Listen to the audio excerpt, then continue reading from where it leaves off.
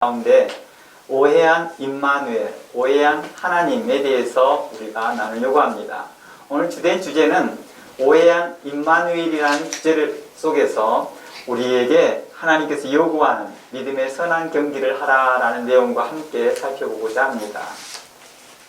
아마 오늘 내용을 통하여서 임마누엘 하나님에 대해서 아마 마지막 시간이 되어질 것 같습니다. 요한 1서를 통하여서 보면 성경은 우리에게 분명코 말합니다. 하나님은 우리와 함께 하심을 이야기하고 있습니다. 그리고 그걸 경험하였던 사도들이 말합니다. 우리가 그것을 증거한다. 그리고 이 증거하는 기쁨이 우리 안에 기쁨이 충만하다라고 말합니다. 그러면서 우리에게 말합니다. 하나님이 우리와 함께 있음을 이야기하며 우리와 그분이 사귀기를 원한다 라고 말하고 있습니다. 그리고 지금도 우리에게 이렇게 말하고 있습니다. 두세 사람이 내 이름으로 모인 곳에도 나는 그들 중에 있을 것이다. 그리고 볼지어다 내가 세상 끝날까지 너희와 항상 함께 있을 것이다. 내 길이 평탄하게 될 것이며 내가 형통하리라. 내가 내게 명한 것이 아니냐. 마음을 강하게 하고 담대히 하고 두려워하지 말고 놀라지 말라. 내가 어디로 가든지 내 하나님 여호와가 너와 함께 하실 것이다 라는 이러한 약속의 말씀들이 성경에서는 즐비하게 우리에게 말하고 있습니다. 그런데요, 성경 전체 이 말씀에 대한 숨겨진 맥락을 무시한 채요, 특정 성경 본문을 자신의 입장에 맞추다 보면 자칫 건강한 신앙의 상식이 무너지기도 합니다. 그리고 무개념의 신앙을 갖게 되는 자가 나타나기 시작하더라는 것입니다. 그래서 어떤 자들은 또 열성군자로 나타나기도 합니다. 또 어떤 사람은 현실 도피하고 자신을 합리화시키는 정신승리라고 말하죠. 정신승리하는 신앙인으로만 남습니다. 현실은 그렇지 않는데 정신적으로 승리하고 있는 거예요. 그것을 자신은 믿음이다라고 착각하고 있다는 것입니다. 그래서 어떤 분들은요, 하나님께서 함께 하신다는 뜻을 하나님은 항상 내 편이시다. 하나님은 모든 일에 함께 하시기 때문에 모든 일이 형통할 것이다. 아무런 고통과 어려움이 없다는 뜻으로 이해하시는 분도 있다는 것입니다. 이 말이 틀리지는 않습니다. 그러나 성경의 맥락과 이 맥락을 이해하지 못하고 일방적으로 적용하는 것은 옳지 못하다는 것입니다. 그래서 일방적으로 적용하는 사람들의 이러한 말들을 하나님은 내 편이고 모든 일이 형통하고 아무런 고통과 어려움이 없다는 이 말씀을 행동으로 나타나 보이는 사람들이 있다는 것입니다. 그래서 이렇게 나타나죠. 닥쳐오는 어려움을 지금 현재 자기의 갑작스레 닥쳐오는 어려움들을 피하지도 않습니다. 당당히 맞서버리는 거죠. 그리고 이렇다 보니까 생활이 궁핍한데도 불구하고도 주변에 도움을 구하지 않습니다. 또는 일을 찾아볼 생각을 하지도 않습니다. 도움을 구하려고 했으나 안 되어서 못하는 것이 아니라 아예 도움을 구하려고 하지 않는 것이죠. 도움을 구하는 것은 믿음 없는 행동이라고 생각하기 때문이죠. 직장을 구하는 것이 믿음 없는 행동이다라고 생각하기 때문입니다. 그리고 심한 병으로 어려움을 겪고 있는데도 버티고 있습니다. 그리고 그 심한 병을 하나님께서 치료해 주실 거다라는 믿음 때문에 그냥 버티고 있는 거예요. 주변에서는 권고합니다. 치료받으십시오. 이렇게 하면 생명의 위협이 옵니다. 그래도 치료받지 않습니다. 하나님이 나를 치료해 주실 것이다. 하나님이 뜻이 있어서 이렇게 할 것이다 라고 하는 그 견고한 그 신념 때문에 변하지 않는 것입니다. 그러면서 하나님께서 함께 하시니 아무 걱정 염려할 것이 없다 하면서 오직 믿음, 오직 기도, 오직 말씀하면서 지내는 경우를 할 수 있을 것입니다. 과연 이런 것이 하나님께 함께하는 성도의 삶이 맞을까 하는 질문이 자연스럽게 생기게 된다는 것입니다. 데살로니가 후서 3장 9절의 말씀 보면 이러한 말씀이 있습니다.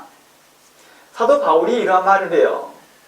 우리에게 권리가 없는 것이 아니요 오직 스스로 너에게 본을 보여 우리에게 본받게 하람이니라.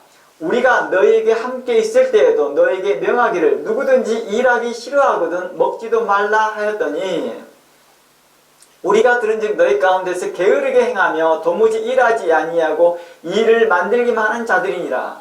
실상 이들은요, 개인적으로 만나면 이렇게 말을 해요. 고백합니다. 하나님이 나와 함께 하신다. 이렇게 말을 해요. 나와 하나님께 함께 하신다. 우리는 게으른 게 아니야. 라고 말하는 것이죠. 근데 사도 바울의 눈에는 그것이 게으르다라고 말하는 것이죠. 아, 나는 하나님을 의지해.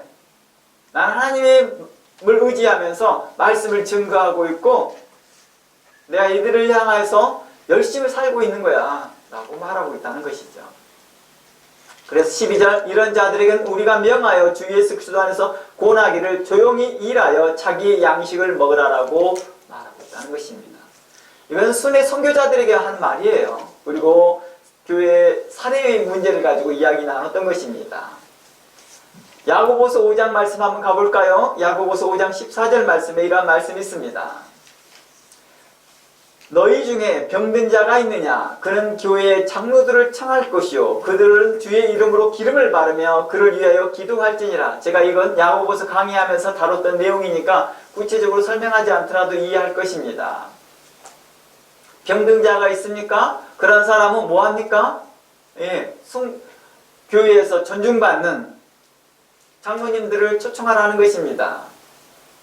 그리하여 그분들을 통하여서 기도를 받으라는 거예요. 그러면서 어떻게 해요? 기름을 바르며 라고 말합니다. 당시에는 기름은 당시에 치료술 중에 하나였다는 것입니다. 당시에는 많은 약이 없었던 시절이었기 때문에 기름도 하나의 치료제 중에 하나였다는 것이죠. 그리고 믿음의 기도는 병든 자를 구원할 것이다. 혹시 죄를 범하였을지라도 사함을 받을 것이다 라고 말하는 것입니다. 몸이 죽을 병이 걸렸는데도 하나님의 뜻이 있어서 이렇게 라고 하고 있다면 안 된다는 것이죠. 1차적으로 병 낫기를 힘써야 되는 것이죠. 혹시 이런 부분들 있잖아요. 혹시 죄를 범하였을지라도 라고 말하고 있잖아요. 그러므로 너희 죄를 서로 고백하며 병 낫기를 위하여 서로 기도하라. 의인의 간구는 역사하는 힘이 크다 라고 말합니다. 뭐 하면서요? 치료받으면서. 그래서 우리가 병원에 가서 목사님들이나 장로님들이 가서 그 환자들을 환우를 위해서 기도해 주는 모습이 너무 자연스러운 모습이라는 거예요. 그리고 우리 주변에 보면은요, 어떤 분은 신앙심이 좋습니다. 그리고 신실하게도 사는 것 같습니다. 그리고 하나님께 함께하는 것 같은데 왜 저 사람은, 저 가정은, 또 저 사람과 저 가정은 왜 이렇게 환난과 어려움과 어려운 일들만 자주 생기냐라고 궁금하는 분들도 있습니다. 그러니까 하나님이 함께한다는 것에 대한 오해에 대해서 다양한 시각을 제가 말하고 있는 것입니다. 주변 사람들은 저분은 좀 신실한 장로님 같고 신실한 집사님 가정 같은데 저분에게는 왜 저렇게 계속해서 안 좋은 일만 계속 생겨나지? 저분의 가정은 왜 이렇게 계속 안 좋은 일만 계속 일어나지? 이런 궁금증이 생기기도 하거든요. 그래서 오늘은요, 하나님이 함께 하신다는 그 맥락이 무엇이며 사도들과 선진들이 어떻게 믿음으로 하나님과 거룩한 동행을 하며 살았는지를 살펴보고자 합니다. 먼저 히브리서 13장 5절입니다.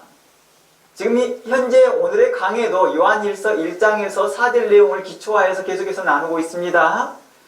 히브리서 13장 5절입니다. 여기에 보면 우리 주님께서 약속하시기를 이렇게 말합니다. 내가 과연 너를 버리지 아니하고 과연 너를 떠나지 아니하리라 라고 약속해 주십니다. 함께 살펴볼까요? 5절부터 읽어봅니다. 돈을 사랑치 말고 있는 바를 족한 줄로 알라. 그가 친히 말씀하시기를 내가 과연 너를 버리지 아니하겠고 과연 너를 떠나지 아니하리라 하셨느니라. 그러므로 우리가 담대히 가로되 주는 나를 돕는 자시니 내가 무서워 아니하겠노라. 사람이 내게 어찌하리요 하노라. 이 말씀을 보면 우리는 어떻습니까? 하나님 앞에서 참으로 귀한 복된 자들이라는 걸 알 수 있습니다. 하나님은 우리를 버리지 않으신대요. 우리를 떠나지도 않으신대요. 그러니 사람들을 대해 두려워하지 않는다는 것입니다. 얼마나 귀한 말씀입니까? 그런데요, 이 말씀을 자세히 보면 이 말씀한 그 맥락이 있다는 것입니다.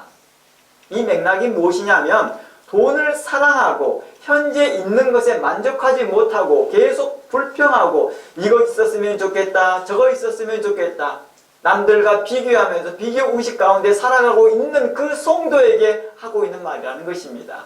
현재 있는 거에 감사하지 못하고 계속 자신의 탐심을 따라 불평하는 성도들에게 하는 말씀인 거죠. 세상 풍조에 물들어 있고 세상의 자랑과 세상의 가치관에 물든 성도들에게 하는 말입니다. 이러한 성도들에게는 오직 믿음, 오직 기도, 오직 말씀이라는 말이 필요하겠죠. 아까 좀 전에 말했던 열성 분자들이 그 외치고 있는 그 말이 어떻게 보면 이분들에게 필요한 말이죠. 맞는 말 같지만 상황이 다른 사람에게 지금 적용되고 있는 거죠.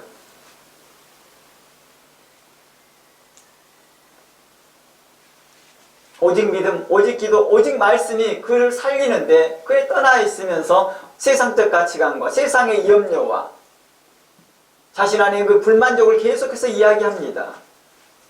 그러한 성도들을 향하여서 뭐라고 말합니까? 하나님이 너와 함께 하셔. 하나님 널 떠나지 않는다니까. 염려하지 마. 사람들을 두려워하지 마. 사람들이 너보다 우월해진 거, 사람들이 너보다 앞서가고 있는 거 두려워하지 마. 하나님이 너의 편이야 라고 말씀하고 있는 거라는 것입니다.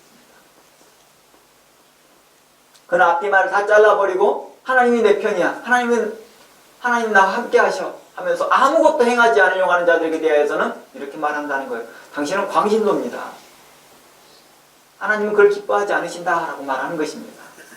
그래야 하나님께서 함께한 성도가 가져야 할 덕목이 뭐라고 말합니까? 감사와 자족하는 마음을 가져야 한다고 말하는 것입니다. 성도가 가져야 할 덕목인 거예요.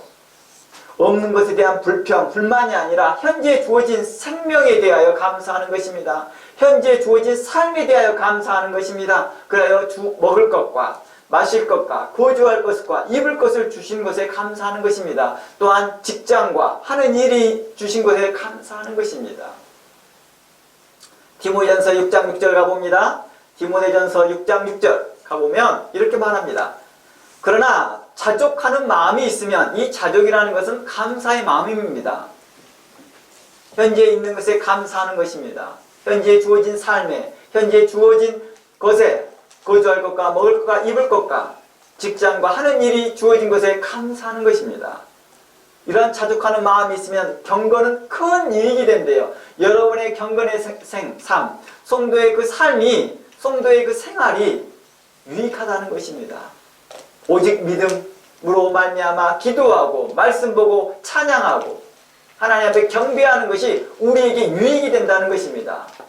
그러나 마음의 불평과 불명과 자족하는 마음이 없이 하는 찬양과 기도를 하나님이 기뻐하시겠느냐라고 할 때 하나님은 노라고 대답하고 있다는 것이죠. 7절 우리가 세상에 아무것도 가지고 온 것이 없으되 또한 아무것도 가지지 못하리라. 8절 우리가 먹을 것과 입을 것이 있은즉 족한 줄로 알거니와 부하려 하는 자들은 시험과 올무와 여러 가지 어리석고 해로운 욕심에 떨어지나니 곧 사람으로 파멸과 멸망에 빠지게 하는 것이니라. 10절 돈을 사랑함이 일만하게 뿌리가 되나니 이것을 탐하는 자들은 미혹을 받아 믿음에서 떠나 많은 근심으로서 자기를 찔렀도다. 계속해서 세상 풍조를 쫓아가며 다른 사람과 비교하면서 더 부해지려는 자들에게 하는 말씀입니다. 그러나 마땅히 해야 될 일을 하지 아니하고 마땅히 자신이 노력하고 수고해야 될 일을 하지 않는 자들에게 대하여서 이렇게 말하는 것입니다. 당신은 돈이 있어야 됩니다 라고 말하는 것입니다. 그런데 그 사람들이 이 말씀을 적용하면서 어떻게 말합니까? 자기 적용하면서 돈을 사랑하면 일만하게 뿌리래요. 난 그래서 직장 안 다녀요. 난 그래서 수고하지 않아요 라고 말하고 있다는 거예요. 이런 사람은 어리석은 사람이죠. 이런 사람들은 하나님이 미워하신다는 거예요.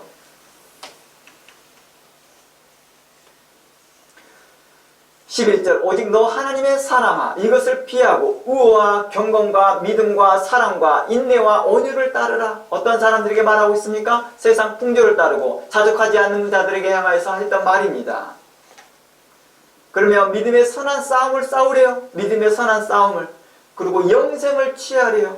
이를 위하여 너희가 부르심을 받았고 많은 증인 앞에서 선한 증언을 얻었다라고 말합니다. 12절을 한번 자세히 살펴볼게요. 믿음의 선한 싸움을 싸우라 할 때 이 싸움은 어떤 의미를 갖고 있냐면 올림픽과 같은 경기를 말하는 것입니다. 싸우다라는 이 말이 경기하라 이 말이에요. 경기하라. 올림픽과 같이 규칙을 지켜서 경기하라는 것입니다. 그러니까 믿음의 선한 경기를 하라 라는 뜻입니다. 이 말을 좀 더 앞의 말을 더 추가로 설명한다면 믿음의 선한 경기를 규칙에 따라 하라라는 뜻입니다. 즉 믿음의 선한 경기를 어떻게 하는 거예요? 규칙에 따라서 하는 것이죠. 그리고 이 경기한다는 것은 우리의 믿음이라는 경기장에서 이기기 위해서 최선을 다하는 것입니다. 노력하라는 것입니다. 노력하고 최선을 다하는 것입니다. 그런데 만일 올림픽 경기에 나간 사람이 아무 노력도 하지 않고 아무것도 노력지 않고 뭔가를 얻으려고 한다는 것은 이해가 안 되는 거죠.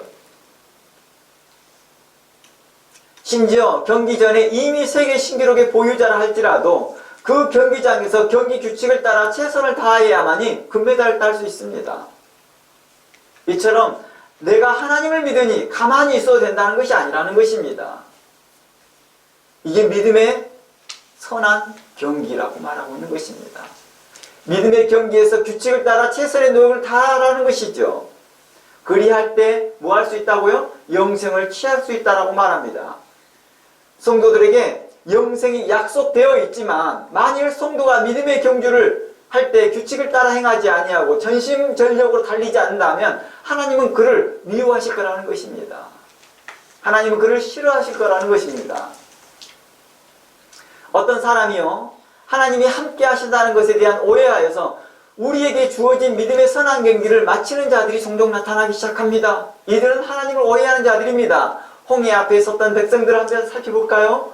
홍해 앞에 섰던 사들에게 이렇게 말합니다. 하나님이 이렇게 말합니다. 가만히 있어. 너는 하나님의 구원함을 보라 라고 말합니다. 뭐하라? 가만히 있어. 하나님이 너희를 구원함을 보라 라고 말합니다. 이 말을 그대로 받아들여서 가만히 서 있습니다. 그러면 구원받을까요? 그렇지 못합니다. 죽습니다. 홍해 앞에 섰던 백성들은 모든 두려움과 염려와 죽음의 공포에서 벗어나 믿음으로 최선을 다해 하나님께서 갈라놓으신 그 홍해를 힘껏 달려가야 되는 것입니다. 힘껏 달려가 반대편 광야로 건너가야 되는 것입니다. 그들이 지켜야 할, 그들이 해야 될 노력이 이겁니다. 하나님이 가만히 있으래. 우리를 구원하신대. 그러면 하나님이 갈라놓은 홍해, 적군이 뒤에 쫓아오는데도 가만히 있습니다. 나는 하나님이 함께 하셔. 어리석은 태도를 취하고 있다는 것이죠. 지금 병마가 오고 있고 내게 지금 어려운 일이 닥치고 있는데 가만히 서 있습니다. 길을 열어주는데도 주변에서 권면하고 권유하는데도 듣지 않습니다. 심지어 목회자가 와서 하나님의 말씀으로 믿음으로 권면하는데도 그 말을 듣지 않습니다. 자신이 받은 은사가 최고예요. 자신이 받은 믿음이 최고예요. 자신이 가졌던 마음이 최고인 겁니다. 자신의 하나님께 향한 고백만이 최고인 것이죠. 자신과 하나님이 함께하고 있다는 그 확신만이 최고인 거예요. 그럼 다른 사람에게 하나님이 함께하지 않습니까? 그러한 기본적인 건강한 상식이 무너져 있더라는 것입니다. 그러다 보니까 무개념의 신앙, 광신도 같은 신앙생활을 하더라는 것입니다. 만약 하나님이 가만히 있어도 하나님이 구원해 주실 거야 하며 아무것도 행하지 않는다면 그들은 스스로 멸망의 길을 선택하는 것입니다. 그리고 하나님은 그들의 어리석은 행동을 미워하실 거라는 것입니다. 하나님은 그 행동을 믿음 없는 자로 간주한다는 것입니다. 아닙니다. 저는 믿음으로 서 있었습니다. 하나님은 그들을 향하여 믿음 없는 자, 어리석은 자, 게으른 자 라고 책망하시더라는 것입니다. 그리고 그들을 향하여 불의한 자, 불법을 행하는 자라고 책망하시더라는 것입니다. 규칙에 따라 믿음의 경주를 해야 하는데 그는 규칙을 지키지 않고 단지 믿음의 경주장에 서 있기만 하고 있더라는 거예요. 믿음의 경기장에 서 있기만 한다고 해서 믿음의 경기가 되느냐? 그렇지 않다는 거예요. 올림픽 경기장에 서 있다고 해서 내가 올림픽 경기를 하고 있는 거냐? 그렇지 않다는, 규칙을 지켜야 되는 거죠. 올림픽의 규칙을 지켜야 되는 것입니다. 마치 한 달란트 받는 자는 아무것도 행하지 않습니다. 마치 이와 같은 거예요. 한 달란트 받은 자와 같이 아무것도 행하지 않더라는 것입니다. 그러면서 자신이 해야 할 일을 하지 않고 하나님을 의지합니다. 주님만을 의지합니다. 그렇게 고백하는 자들을 책망하시더라는 것입니다. 내가 주님만을 의지합니다. 주님만을 사랑합니다 라고 고백하는 자들을 책망하시더라는 거예요. 뭐하지 아니하고 아무것도 행하지 않고.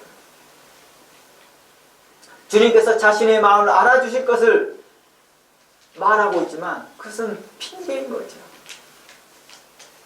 그러한 핑계를 주님께서는 책망하십니다. 주님께서 내 마음 아시죠? 그럼 무슨 마음? 이제 그 달란트 받는 사람들의 말을 들어볼까요? 주인이 마태복음 25장 24절입니다. 종에게 이렇게 말합니다. 너는 왜 이렇게 했느냐 했더니 주님 내 마음 아시잖아요 하면서 당신은 심지 않은 데서 거두시고 뿌리지 않은 데서 거두시는 분임을 내가 알았습니다. 이 말 달리 말하면 좋은 말로 표현하면 주인은 전능자세요. 어떻게 뿌리지 않은 데서 심지 않은 데서 거두시는 분인데 이분인데 내가 당신을 믿습니다 이거잖아요.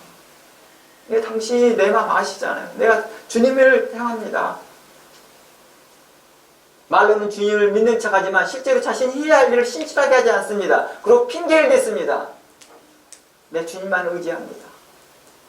맡겨진 일에 충성됨이 없이 말로는 주님을 믿는 척 화장된 말로 고백하고 있더라는 것입니다. 다른 사람에게는 믿음이 없느냐? 나처럼 가만히 있어라. 하나님은 전능하신 분이다. 라고 아마 말했을 것입니다. 자신은 한 달란트를 감춰두면서 다른 사람들이 열심히 분주하게 일하고 있는 것을 보면서 저렇게 믿음이 없네. 우리 주인은 온 데서 거두시는 분이시고 뿌리지 않은 데도 거두시는 분이셔. 몰라? 전능하신 우리 하나님이셔. 그 하나님 우리와 함께 하신다니까. 이러한 태도를 가지고 있는 사람에 대하여 예수님은 뭐라고 말하겠습니까? 게으르고 무익한 종이다라고 책망하였다는 것입니다. 그 한 달란트 받은 사람은 다른 사람들에 대해 어떻게 했을까요? 다른 사람의 태도를 향하여서 저 말하죠. 저렇게 믿음 없는 태도로 저렇게 일하고 있다라고. 그들의 믿음을 철학평가하고 있었다는 것입니다. 이런 건 다 변명이에요. 자신이 일하지 않고 자신이 수고하지 않고 애쓰지 않는 것에 대한 핑계거리를 이렇게 말하고 있더라는 거예요. 그러한 핑계를 뭐라고 해요? 하나님은요? 책망하시더라는 것입니다. 이처럼 하나님은 함께 하신다고 하면서 자신의 몸을 부풀려 크게 보이듯이 남들 앞에서 큰 믿음이 있는 것처럼 말하고 있는 것처럼 말하는 이러한 것들을 향하여 가식된 고백, 가식된 찬양, 가식된 기도, 가식된 신앙이라고 책망하였다는 것입니다. 우리가 이제 또 두 번째 하나 살펴보겠습니다. 하나님은요, 기드온에게 나타나셔서 이렇게 말합니다. 사사기 6장을 한번 가봅니다. 사사기 6장입니다. 6장 12절 말씀에 하나님은 기드온에게 나타납니다. 그러면서 기드온에게 말합니다. 큰 용사여, 하나님께서 너와 함께 하시도다. 뭐 하신다고요? 하나님이 기드온과 함께 하신대요.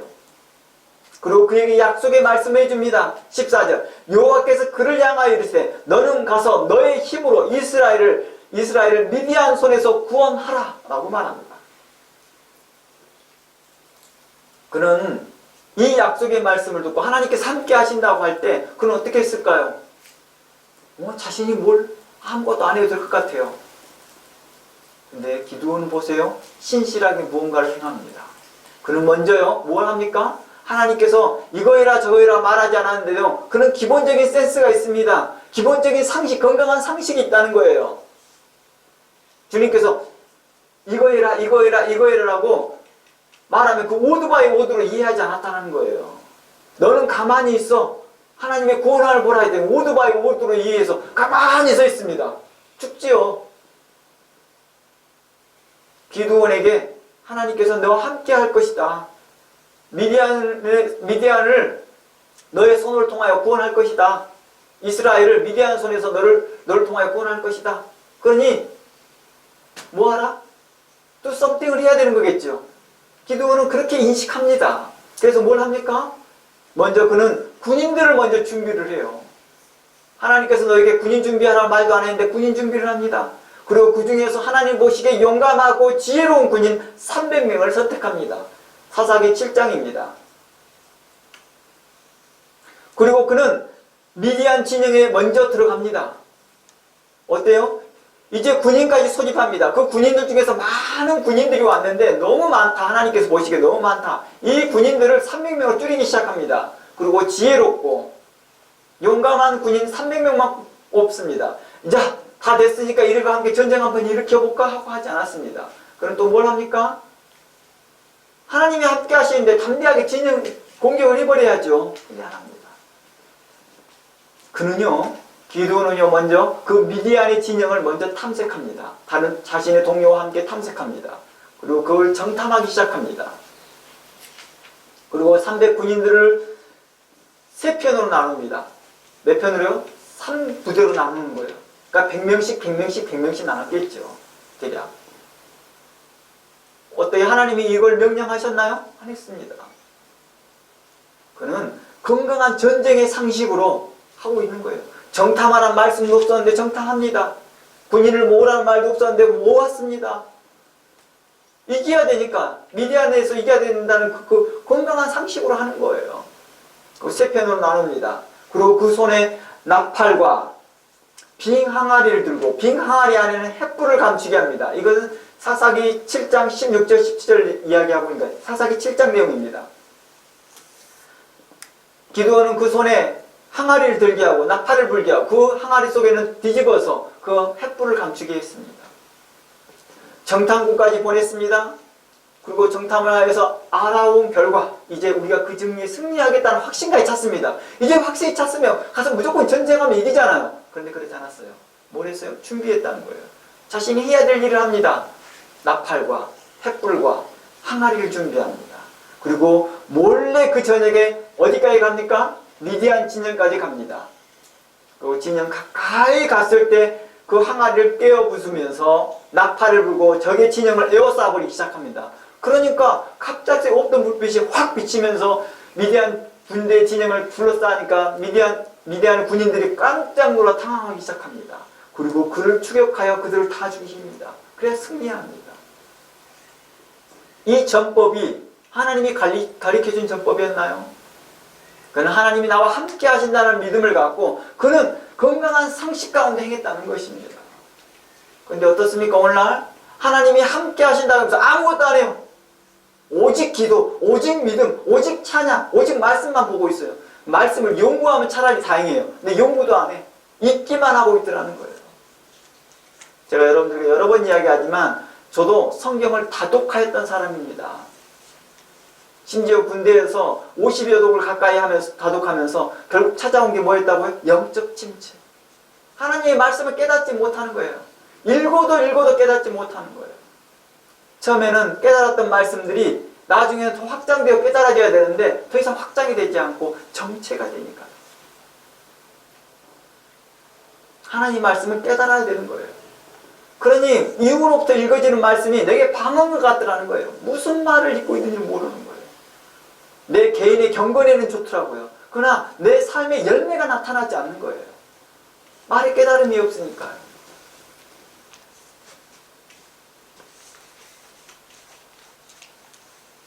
기드온은 어땠습니까? 건강한 신앙의 상식을 가지고 행동하였다는 것입니다. 그리하여 하나님께서 약속의 그 말씀을 대로 이루었다는 것입니다. 달란트를 받았던 자들이 2달란트, 5달란트 받았던 자들이 건강한 신앙의 상식을 가지고 이걸 가지고 장사를 했다는 거예요. 그리고 그것을 이윤을 남겼다는 것입니다. 그러나 1달란트 받은 사람은 어땠습니까? 이 핑계 저 핑계 하나님은 전능하세요. 하나님이 함께 하세요. 말로는 주님 내 마음 아시죠? 라고 고백하였지만 왜 이렇게 말합니다. 주님께서 내가 네 마음 도저히 모르겠거든. 아니 너 그랬으면 그런 걸 알았으면 이 돈을 갖다가 1달란트를 갖다가 그 뭐하는 사람 이 은행에다라도 맡겨서 이자라도 불려야 되지 않겠니? 라고 말합니다. 너는 그런 수고조차도 하지 않고 있다. 라고 책망하셨다는 것입니다. 이제 신약으로 넘어와서요. 사도 바울을 통해서 한번 하나님이 함께 하신다는 그 맥락이 어떤 맥락인지를 또 한번 찾아보기 시작합니다. 신약의 사도 바울을 통하여서 이제 찾아보려고 합니다. 이 사도 바울을 통해서 알아보고 하는 것은 우리가 좀 전에 제가 질문했던 내용이죠. 아니 경건하게 사는데 믿음으로 행하는데 항상 하나님이 함께 하시는 것 같은데 왜 저분에게는 항상 어려움이 있을까? 라고 하는 그 질문에 대한 대답이 아마 사도 바울을 통해서 답이 나오지 않을까 싶습니다. 사도행전 18장 한번 가봅니다. 사도행전 18장 9절입니다. 사도행전 18장 9절 말씀에 밤에 주께서 환상 가운데 바울에게 말씀하시되 두려워 말라 잠잠하지도 말라 내가 너와 함께 있음에 아무 사람도 너를 대적하여 해롭게 할 자가 없을 것이니 이는 이 성 중에 내 백성이 많음이시라 하더라. 1년 6개월 동안 유하며 그들 가운데 하나님의 말씀을 가르쳤다라고 말합니다. 9절 10절에서 어떤 내용이 나옵니까? 내가 너와 함께 있으며 아무 사람도 너를 대적하여 해롭게 할 자가 없다라는 말씀이 나옵니다. 이 말씀은 궁극적으로 모든 사역자들에게도 말합니다. 오늘날 저를 포함하여서 모든 사역자들에게 이 말씀을 증거합니다. 뿐만 아니라 하나님의 거룩한 성도들에게 이 약속의 말씀이 동일하게 적용되고 있다는 것입니다. 모든 성도들에게, 다시 말해 모든 성도들에게 이 말씀이 적용되고 있다는 것입니다. 내가 너와 함께하니 두려워하지 말고 잠잠하지 말라고 말합니다. 그리스도의 복음을 증거하는데 잠잠하지 말라, 두려워하지 말라라고 말합니다. 예수님도 이와 비슷한 말씀을 하셔요. 누가복음에서 보면, 마태복음이나 누가복음의 말씀 보면 이렇게 말하잖아요. 내가 너와 항상 함께 할 것이다. 누가복음 10장 19절에서 내가 너희에게 뱀과 정갈을 밟으며 원수의 모든 능력을 제어할 권능을 주느니 너희를 해칠 자가 결코 없을 것이다 라고 누가복음 10장 19절이 말하고 있었습니다.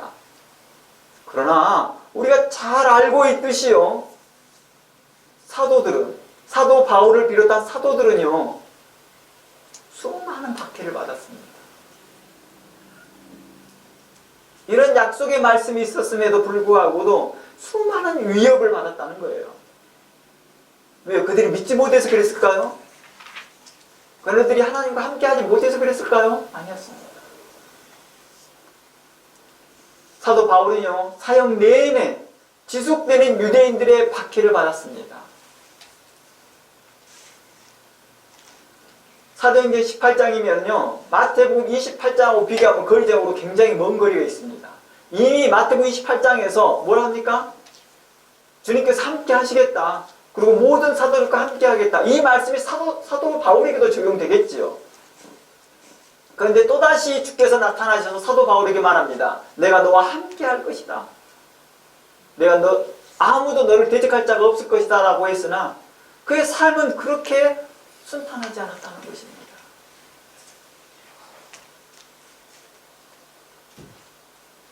유대인들의 박해와 지속되는 유대인들의 박해, 그리고 이방인들의 위협들이 있었습니다. 그리고 셀 수 없을 정도로 매를 많이 맞았습니다. 뭐 할 정도로요? 셀 수가 없을 정도로 매를 맞았대요. 셀 수가 없을 정도로. 이런 그의 고백 가운데, 그의 삶 가운데 나타나요. 아니, 하나님과 함께 하는데 왜 지켜주지 못합니까? 왜 그렇게 매를 많이 맞고 다닙니까? 몽둥이로도 맞기도 하고 돌에도 맞기도 하고 태장을 5번이나 맞으며 죽을 고비도 겪었대요. 태장을 맞으면 정신 착란이 일어나거든요. 잘못 맞으면. 이 태장은 어떤 일이냐면 살점이 떨어져 나가는 거예요. 그리고 그 떨어지고 맞고 난 다음에 희유증으로 사람들이 많이 죽어요. 근데 이걸 5번이나 막았대요. 그리고 죽을 고비를 여러 번 넘겼대요. 사도 바울이 하나님과 함께하는데 왜 이렇게 죽을 고비를 많이 겪었을까요? 사도 바울만이 했을까요? 다른 사도도 이런 일이 겪었다는 거예요. 그리고 형제처럼 가장한 자들이 있었습니다. 사도 바울을 위한 척, 사도 바울과 함께 하는 것처럼 왔던 자들이 간사한 그런 행동들이 있었습니다. 간사한 말이 있었습니다. 근데 그들이 어떻게 합니까? 배신하기 시작합니다. 그리고 고소하기 시작합니다. 이로 인해서 어려운 일들이 참으로 많았습니다. 그러다 보니까 그들 때문에 고소하고 고발하는 이런 일로 인해서 어떻게 합니까? 말씀을 증거하다 고발당하고 고소당하니까 도망 다녀야 됐습니다. 그래서 광주를 타고 몰래 도망치는 것도 여러 번 있었다는 거예요. 아니, 하나님께서 함께하냐 당당히 맞서야죠. 도망가야 됩니다. 도망쳐야 될 때, 위험이 올 때, 어려움이 올 때 도망쳐야 될 때 도망쳐야 되죠. 사도 바울은 이렇게 9장부터 한번 봅니다. 사도행전 9장에 보면 이렇게 말합니다. 제가 그냥 말씀해 드릴게요. 유대인들이 사울을 죽이려고 공모하니 그 계교가 사울에게 알려진지라. 그들이 죽이려고 밤낮으로 소문까지 지키거늘 그의 제자들이 밤에 사울을 강주리에 담아 성벽에 달아내리니라. 사도행전 9장 25절 내용입니다. 고린도 후서에 한번 가봅니다. 고린도 후서 11장 32절입니다. 거기에서도 말합니다. 33절, 나는 강주리를 타고 들창문으로 성벽을 내려가 그 손에서 벗어났노라. 우리 그런 거 있죠. 가오가 있지 뭐 가오. 얼마나 자세가 안 나와요. 그 사도적 자세가. 그렇잖아. 아, 나 담임 목사야. 담임 목사 품위 유지가 있지 뭐. 어떻게 티코 타고 다녀. 어떻게 모닝 타고 다녀. 그래도 뭐 그랜다이저 정도 타야 되지 않겠어? 하는 그런 모습과 너무 다른 모습이에요.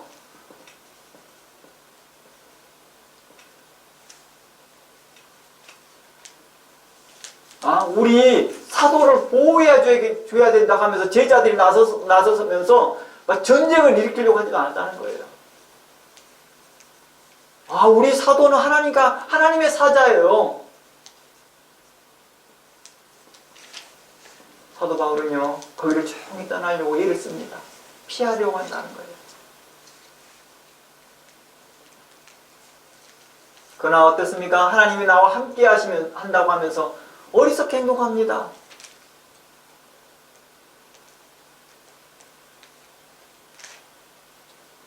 다른 사람들 보면 마치 사도 바울은 하나님께서 보호해주지 않는 것처럼 보이고 하나님이 함께하지 않는 것처럼 보입니다. 그러나 사도 바울은 항상 그리스도 안에 있는 자임을 사도 바울은 늘 고백합니다. 자신의 삶 가운데 내가 그리스도 안에라는 단어를 정말 많이 씁니다. 그리스도 안에, 그리스도 안에, 그리스도 안에.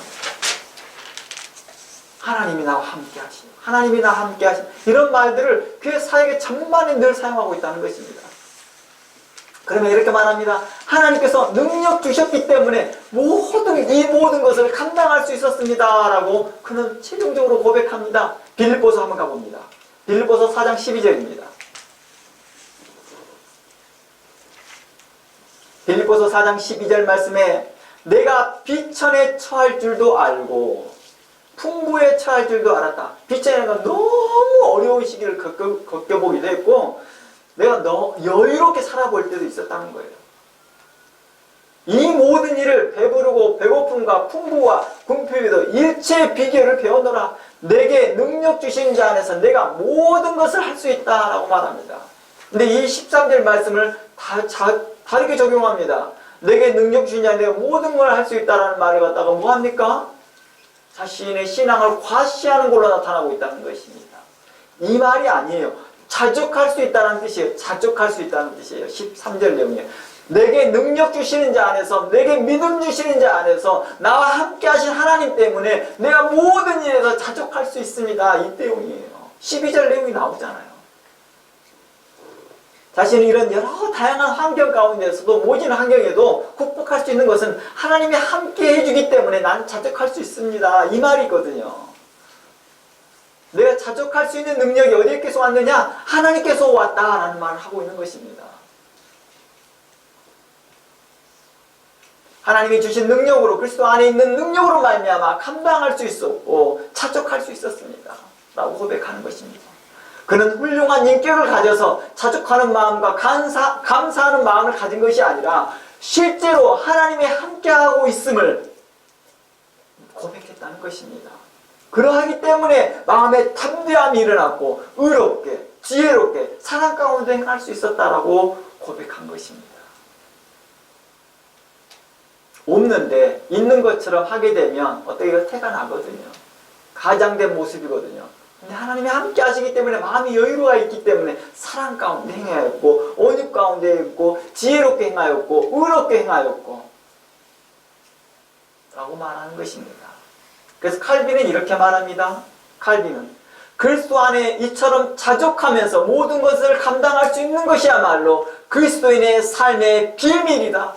참된 능력의 원천이다 라고 말하고 있었습니다. 그러므로 하나님이 함께 하심으로 성도들 앞에 전혀 어려움이 없고 박해도 없고 고난도 없고 환경적으로 어려움도 없고 사람들에게 이용당하고 배신당할 일이 없을 거라고 말하기보다는 오히려 성도들에게 앞으로도 어려움에 처할 것이며 고난도 당할 것이지만 그때마다 그 어려운 상황을 지혜롭게 의롭게 그리고 감사함으로 넉넉히 극복해야 할 능력이 그리스도께 있음을 말하고 있는 것입니다. 우리는 그리스도를 믿는 믿음이 바로 이 믿음이어야 됩니다. 이러한 신앙의 가치관이어야 됩니다 라고 말하는 것입니다. 예수 믿으면 다 형통해져. 예수 믿으면 다 잘돼. 예수 믿으면 아무 염려할 거 없어. 누가 이렇게 복음을 증거하고 다니길래 제가 그 목사님께 그랬어요. 목사님, 나한테 10분 전에 했던 말이 뭡니까? 당신의 가족 안의 어려움들, 당신의 삶의 어려움을 나한테 고백하고 있지 않습니까? 그런데 당신이 지금 10분 전에 했던 말과 지금의 말이 너무 다르네요. 왜 사람들한테 거짓을 말합니까? 자신도 구원하지 못할 복음을 다른 데 가서 외치고 있는 것에 대해서 책망하고 해보려고 했던 것이죠. 하나님이 성도들과 함께 하신다는 믿음, 그 믿음이 나로 자족하겠다는 거예요. 감사하겠다는 것입니다. 남들보다 넉넉하지 못하지만 난 감사합니다. 내 원때는 궁핍에 처해 있지만 나는 감사합니다. 나는 이것을 감당할 수 있는 힘이, 기쁨으로 감당할 수 있는 힘이 주님께로부터 왔습니다. 내가 수고하였고 노력하였습니다. 직장을 구하려고 했으나 자주 잘립니다. 코로나 때문에 회사가 부도가 나서 일에게 절해서 저는 못했습니다. 그러나 난 감사합니다. 그나마 나도 사지가 육신이 멀쩡하여서 일할 수 있는 그런 여력이 생겨서 감사합니다. 난 이것을 충분히 이겨나갈 수 있습니다. 주께서 나와 함께 하심으로 최종적으로 하나님 나라가 내게 보장되어 있음을 나는 믿습니다. 그러므로 우리의 믿음의 고백은 사도 바울의 고백과 같이 되어야 될 것입니다. 로마서 8장 말씀에 가봅니다. 33절입니다. 너무 유명한 말씀이죠. 로마서 8장 33절. 누가 능히 하나님의 택하신 자를 송사하리요 의롭다 하신 이는 하나님이시니 누가 정죄하리요 죽으실 뿐만 아니라 다시 살아나신 이는 그리스도 예수시니 그는 하나님 우편에 계신 자요 우리를 위하여 간구하시는 자시라. 우리를 위해 지금도 간구하시는 주님이 계시다는 것입니다. 누가 우리를 그리스도의 사랑에서 끊으리요 환난이나 공고나 핍박이나 기근이나 적신이나 위험이나 칼이라. 기록된 바 우리가 종일 주를 위하여 죽임을 당케 되며 도살한 양같이 여김을 받았다 함과 같이 되느니라. 그러나 이 모든 일에 우리를 사랑하신 이로 말미암아 우리가 넉넉히 이기느니라. 사도 바울의 최종의 고백 같습니다. 내가 자족하는 마음을 배웠다는 것입니다. 내가 매도 수없이 맞고 태장도 그렇게 많이 맞고 어려운 일도 많고 배신도 많이 당하고. 아니 사도가 배신을 당합니까? 네, 당할 수 있더라고요. 고난도 많이 당했으나 내가 이 모든 것을 믿음으로 승리하였다 라고 말합니다. 내가 확신하는 이 사망이나 생명이나 천사이나 고세자나 현재이나 장래이나 능력이나 높음이나 깊음이나 다른 아무 피조물이라도 우리 주 예수 그리스도 안에서 있는 하나님의 사랑에서 끊을 수 없다라고 말합니다. 제가 종종 그래요. 교회 다니다 교회 상처받아서 못 가요. 나는 목사님한테 상처받아서 못 가요. 난 성도님한테 상처받아서 못 가요. 그럼 제 간증을 하거든요. 제가 교회에서 받았던 당신들의 말의 뉘앙스로 말의 맥락으로 말한다면 나는 상처받아 교회를 안 다녀야 될 사람이다. 왜 사도 바울을 뺐느냐. 그런데 그걸 감당할 힘이 주님께 있더라. 나 또한 그것이 왜 상처가 되는지 나는 이유가 몰랐다. 교회에서 그런 대우를 받고 어느 때는 안 좋은 대우를 받는다. 나는 그것이 왜 상처받아 이유인지를 몰랐다. 당신들 그게 상처라고 하니까 그럼 나도 그것도 상처가 되겠네. 나는 이해될 뿐이다. 사도 바울은요, 이 일로 낙심할 일이 없었다는 것입니다. 하나님이 능히 이겨나가게 하십니다. 앞으로 바라볼 하나님의 나라를 바라봤기 때문이죠. 현재 받을 고난이 아니라 앞으로 받을 그 영광을 생각하였기에 지금의 고난이 아무것도 아니었던 것이죠. 왜 그랬습니까? 감당할 수 있었기 때문이죠. 우리 그런 거 있잖아요. 부자가요, 잠시 지갑을 잃어버리고 카드를 잃어버려서 잠시 밖에 나가서 사람들 앞에 좀 좀 아쉬운 소리 하면 돈을 빌릴 때요, 갚을 능력이 있거든요. 남들한테 약간 무시를 당해도 상관없거든요. 자신감이 넘치거든요. 마치 사도 바울은 이런 만락이었던 것 같죠. 네, 하나님이 계시고 그는 부유하시다.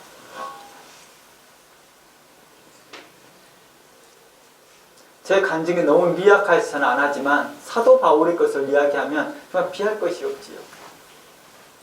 저의 이야기도 보면 그래요. 교회 안에서 상처받았네, 뭐 됐네. 그게 왜 상처가 되는지 저는 공감을 못했어요, 솔직히. 공감. 나는 그 현장에 있는, 예배실에 있는, 그리고 예배 공간에 있는 것 자체가 너무 감사했거든요.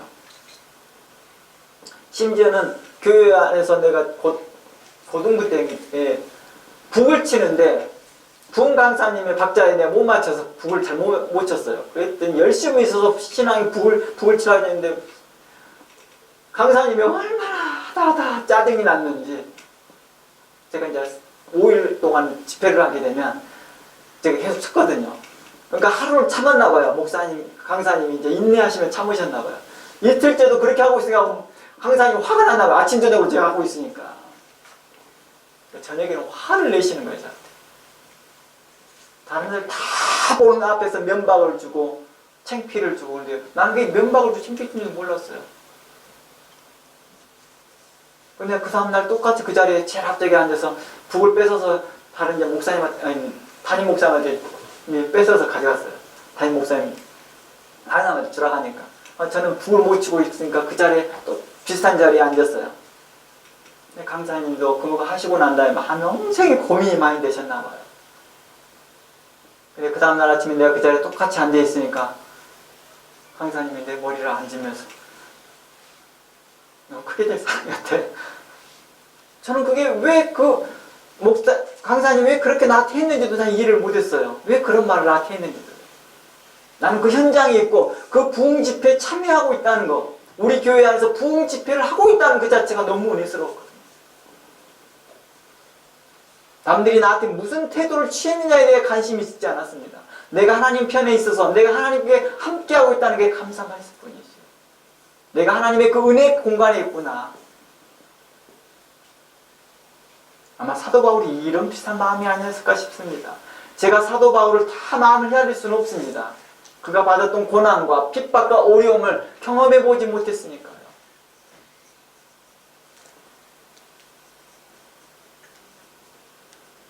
저에게도 많은 죽을 고비가 많이 있었지만 그것들이 나의 믿음을 해롭게 하거나 내 믿음을 저하시키지 않았더라는 것입니다. 도리어 하나님께 향한 그 믿음에서 자족하는 마음을 더욱더 갖게 있더라는 것입니다.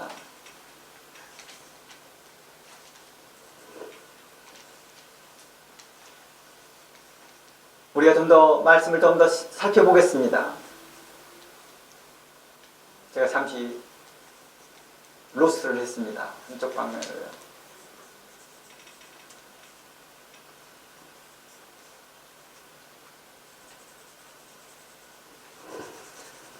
로마서 8장 내용이었죠. 로마서 8장 내용 하다 보니까 제가 약간 흥분을 했었는데 다시 제자리를 가보겠습니다.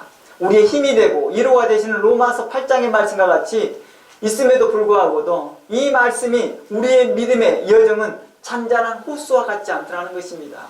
로마서 8장의 말씀이 우리에게 위로가 되고 힘이 되지만 이 말씀이 있음에도 불구하고도 우리의 믿음의 여정은 잔잔한 호수와 같지 않더라는 것입니다. 위에 로마서 8장 말씀을 자세히 보면요, 35, 36절 말씀과 같이 우리가 믿음을 따라 행하고 하나님 말씀을 따라 살고 있다 할지라도 여전히 성도들에게 뭐가 있다고요? 공고가 뭐예요? 환난이 말합니다. 환난이나 핍박이나 기근, 어려움인 거죠. 핍절, 못 먹고 사는 것이죠. 적신이라는 거에 헐벗음을 이야기합니다. 제대로 입지 못한 헐벗음을 이야기합니다. 각종 위험과 위협적인 칼로 인하여 도살당할 양같이 여김을 받을 때가 많다는 것입니다. 뭐 했음에도 불구하고도 말씀대로 살고 말씀을 의지하면서 하나님을 따라 살았는데도 불구하고도 그랬습니다. 그럼에도 불구하고도 내가 뭐하지 않도다? 로마서에서는요, 내가 그리스도의 사랑으로 우리를 사랑하시는 이로 말미암아 넉넉히 이길 수 있다는 것을 알고 있다는 것입니다. 내가 감당할 수 있어요. 주님께서 함께 하시니까요. 내가 하나님의 사랑 안에서, 하나님의 사랑에 내가 있는 하나님께서 나를 사랑하는 그 사랑과 내가 하나님을 사랑하는 그 사랑을 끊을 수 없도다. 어떠한 것이 올지라도 라고 말하고 있었다는 거예요. 나는 자족합니다. 나는 만족합니다. 나는 감사합니다. 라고 말하고 있었다는 것입니다. 이는 성도들에게 연속되는 믿음의 선한 싸움의 여정이 하나님과 동행하면서 걷게 된다는 것입니다. 심지어 하나님의 능력이 내게 있고 사자와 독사와 정갈을 밟으며 무슨 독을 마실지라도 해를 당하지 않고 병든 사람을 치료하고 큰 믿음을 갖고 전 세계에 오지와 나라를 돌아다니며 선교하고 구제하고 가는 곳마다 교회를 세우고 그 현장에서 각종 방언을 말하고 예언의 능력이 있고 모든 비밀과 지식을 갖고 천사의 말로 증거한다 할지라도 은사 여부와 상관없이 우리 모두는 항상 하나님 앞에서 겸손해야 된다는 것을 이야기하고 있는 것입니다. 사람 앞에서 겸손해야 된다는 걸 이야기하고 있는 것입니다. 도살할 양같이 여김을 받는 그런 모습이 우리에게 늘 있는 것을 인지해야 할 것입니다. 특히 은사가 있다면 그 은혜를 주신 하나님 앞에 더욱 겸손해야 한다는 것입니다. 그리고 그 은사로 섬겨야 할 사람 앞에서 신중하고 배려 가운데 겸손히 행해야 한다고 말하고 있습니다. 자칫 하나님이 자신과 함께한다는 증거를 가졌다 하여 고압적인 태도나 당당한 태도나 너무 찬신만만한 태도를 취해서는 안 되는 거겠죠. 이런 태도들이 다 제 이야기입니다. 다 제 이야기. 항상 누구에게든지 그리고 어떤 상황이든지 온유와 겸손과 배려와 사랑 가운데 행해야 한다는 것입니다. 그렇다고 일부러 겸손한 척하라는 뜻은 아닙니다. 제 말의 초점은 현재 땅에 발을 대고 살고 있는 내 자신이 누구인지 인지하라는 것입니다. 나는 이 땅에 살고 있다. 그리고 하나님께서 성도를 향한 뜻이 무엇인지를 인지하라는 것입니다. 하나님께서 성도들에게 초능력을 주고 초인적인 힘을 주어서 세상을 구하라고 명하지 않았습니다. 만일 그랬다면 마블 영화에 나온 것처럼 각종 히어로를 만들었을 텐데 실상 하나님은 하나님의 사람들에게 하나님 아버지와 겸손히 동행하며 그 형제를 섬기며 이웃을 사랑하게 하였고 많은 고난과 어려움과 핍박과 고난 가운데 살게 하였고 죽을 고비를 걷게 하였고 수많은 일들을 겪게 했다는 것입니다.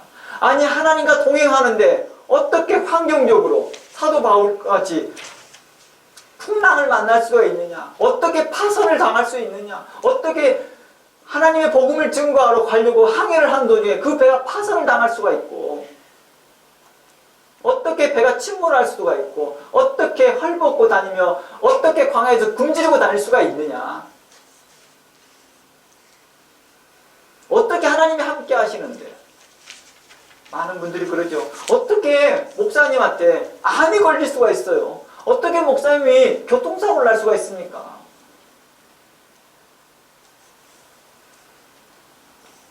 하나님이 함께 하지 않아서가 아니라 하나님이 함께 하심에도 불구하고도 그 이름에도 불구하고도 자족하는 믿음이 있는지를 우리에게 계속해서 물어보고 계시는 것입니다. 그럼에도 하나님의 사랑에서 우리를 끊으려고 한 악한 자 사단 마귀의 계략에서 우리를 건지시고 있다는 것을 믿으라는 것이죠. 그 계략에 빠지지 아니하고 여전히 하나님 앞에서 잠잠히 겸손히 동행하는 그러한 믿음을 걷기를 원하고 있다는 것입니다.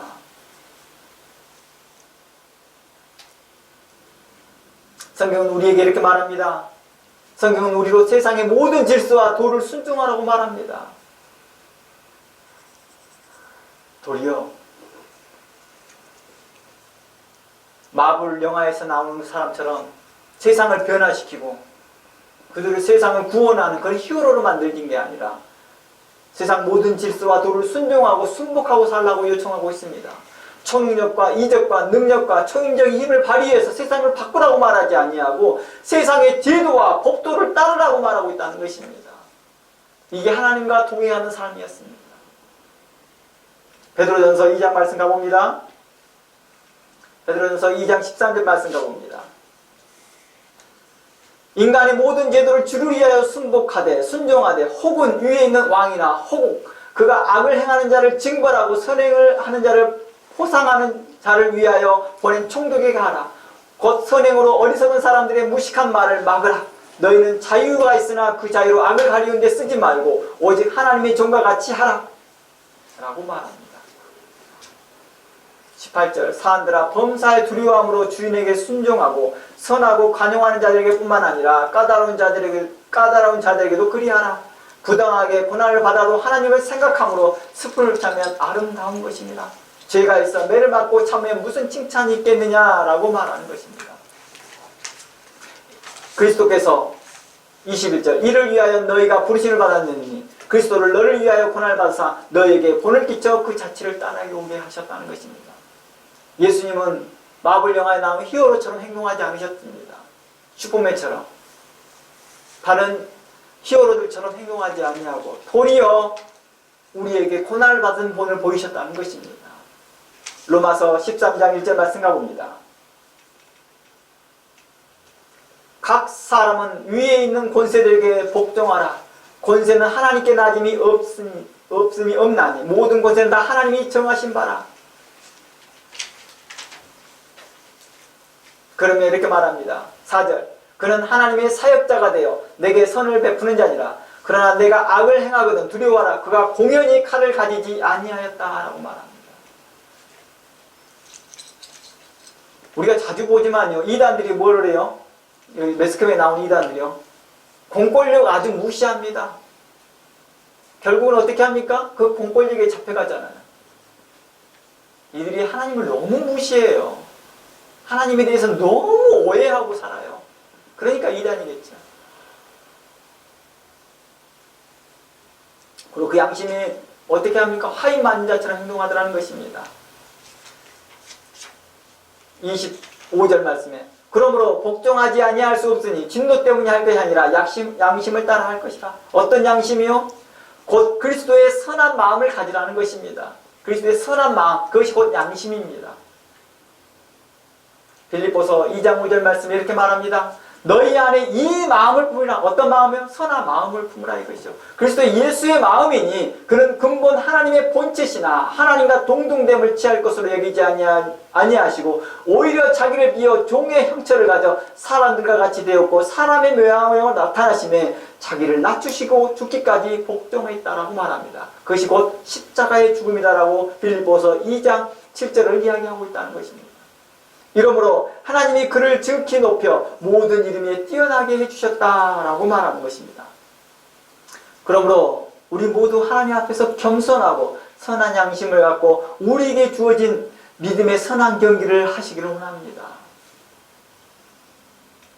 자신의 신념을 따라 하나님이 나와 함께 하신다 하며 하나님의 말씀을 따라 성경의 규칙과 신앙의 상식을 무시한 채 아무것도 행하지 않고 어리석게 자신의 신념만 바라보는 자들이 되지 않기를 원합니다.